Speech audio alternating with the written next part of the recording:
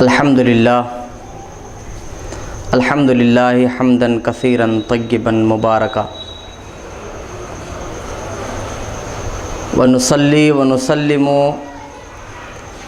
صلاۃً وسلاماً دائمین متلازمین الی یوم الدین علی رسولہ الکریم وعلی آلہ واصحابہ اجمعین اما بعد۔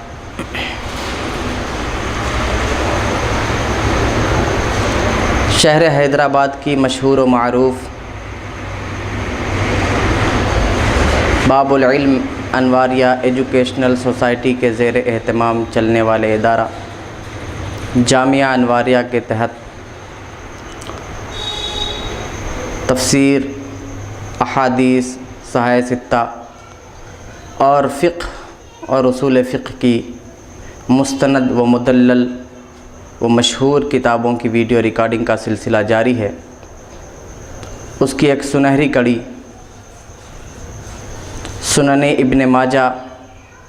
کی ریکارڈنگ کا سلسلہ آج سے 36 ایپیسوڈ پہلے ہوا تھا۔ یہ 37واں ایپیسوڈ ہے، 37ویں نشست ہے۔ اس نشست میں ہم یہ گفتگو کریں گے کہ نماز کے اندر رکوع کیسے کیا جائے، نماز کے اندر رکوع میں ہاتھوں کو کیسے رکھا جائے، اور جب ہم اپنے سر کو رکوع سے اٹھائیں تو کیسے اٹھیں، سجدہ کیسے کریں، رکوع اور سجدے میں کون سی تسبیح پڑھیں، یہ سب باتیں انشاءاللہ تعالی آج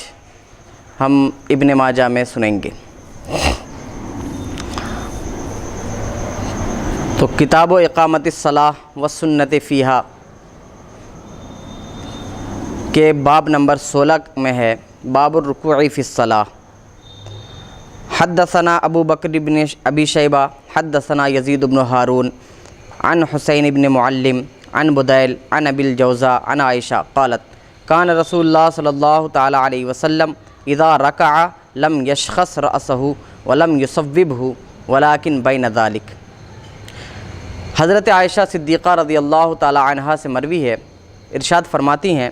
کہ نبی کریم صلی اللہ تعالی علیہ وسلم جب رکوع فرماتے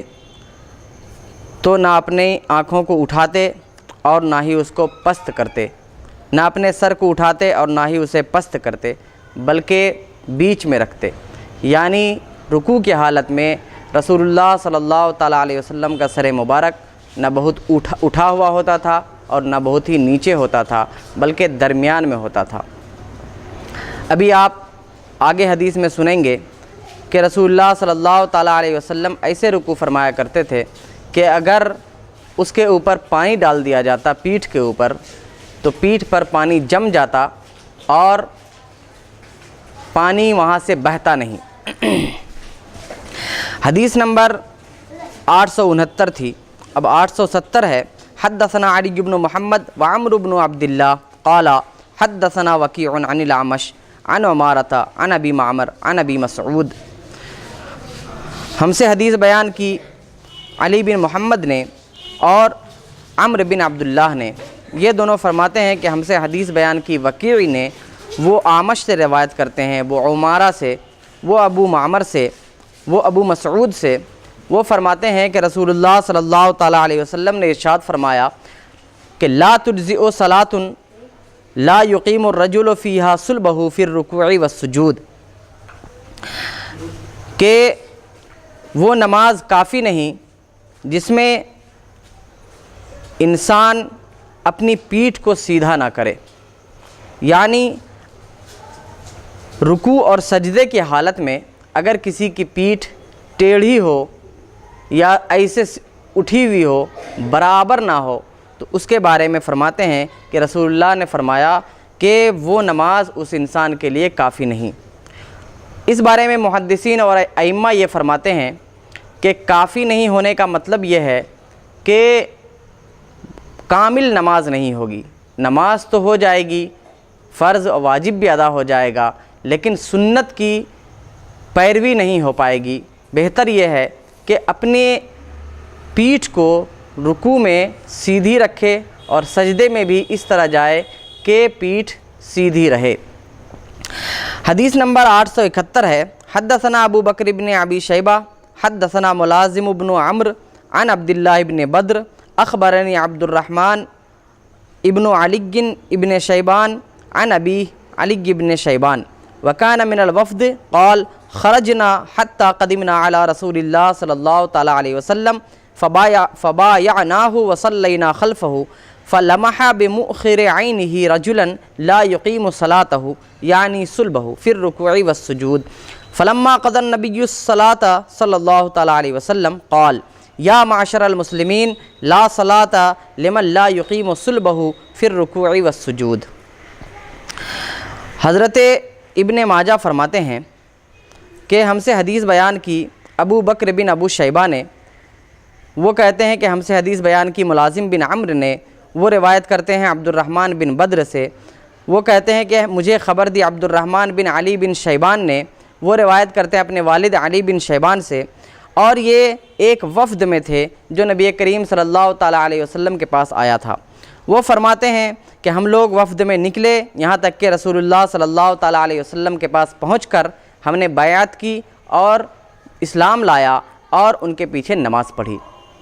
تو نماز کے درمیان کی منظر کشی کرتے ہوئے علی بن شیبان فرماتے ہیں کہ فَلَمَحَ بِمُؤْخِرِ عَيْنِهِ رَجُلًا لَا يُقِيمُ صَلَاتَهُ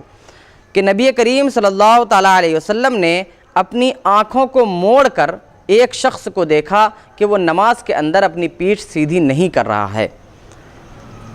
تو جب نبی کریم صلی اللہ تعالیٰ علیہ وسلم نے اپنی نماز پوری فرمائی تو آپ نے فرمایا، اے مسلمانوں کے گروہ، اس شخص کی نماز نہیں،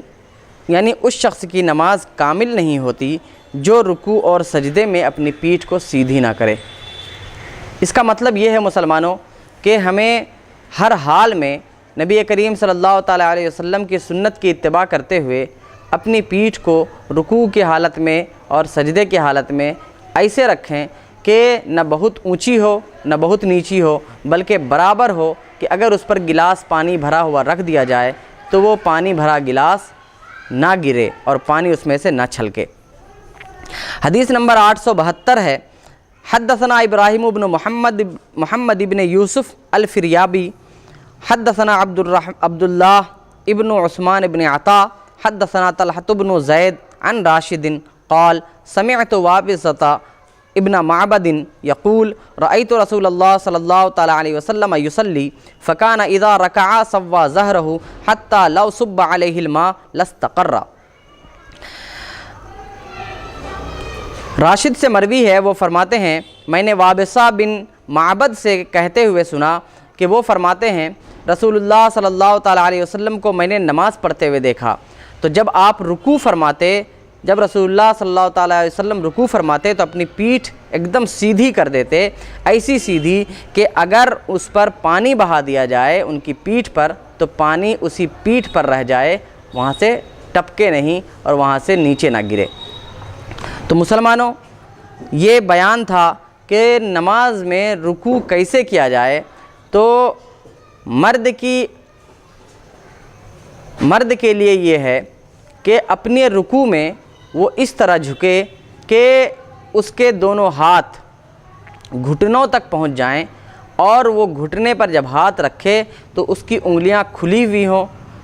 بہت زیادہ اس طرح بند نہ ہوں، بلکہ انگلیوں کے درمیان شگاف رہے اور انگلیوں کے درمیان فاصلہ رہے، اور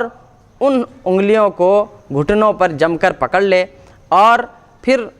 پیٹھ کو اپنی سیدھی کر دے، آنکھوں کو یعنی سر کو نہ بہت اونچا کرے نہ بہت نیچا کرے، بلکہ درمیان میں سر کو بھی رکھے، اور نگاہ اس کی اپنے انگوٹھے، دونوں انگوٹھے، پیر کے دونوں انگوٹھوں کے درمیان رہے۔ یہ ہے مرد کے رکوع کرنے کا انداز۔ اور عورت اگر رکوع کرے تو اس کا طریقہ یہ ہے کہ وہ اپنے ہاتھوں کو اتنا ہی نیچا کرے کہ اس کے ہاتھ گھٹنوں تک پہنچ جائیں، اور بہت زیادہ نہ جھکے، بس ہاتھ گھٹنے تک پہنچ جائے اتنا ہی جھکے، اور اپنے پیٹھ کو سیدھا نہ کرے۔ دونوں کے درمیان یہ فرق ہے کہ عورت زیادہ نہ جھکے، اتنا ہی جھکے کہ جتنے تک اس کا ہاتھ پیٹھ تک اس کے ہاتھ گھٹنوں تک پہنچ جائیں، پیٹھ کو سیدھا نہ کرے، کیونکہ اسی میں عورت کے لیے پردہ ہے اور ہر مقام پر اسلام نے عورت کے پردے کا لحاظ کیا ہے۔ اب یہ باب ہے کہ دونوں ہاتھوں کو رکوع میں گھٹنوں پر رکھنے کا۔ تو حدثنا محمد بن عبداللہ بن نمیر حدثنا محمد بن بشر حدثنا اسماعیل بن ابی خالد عن الزبیر بن عدی عن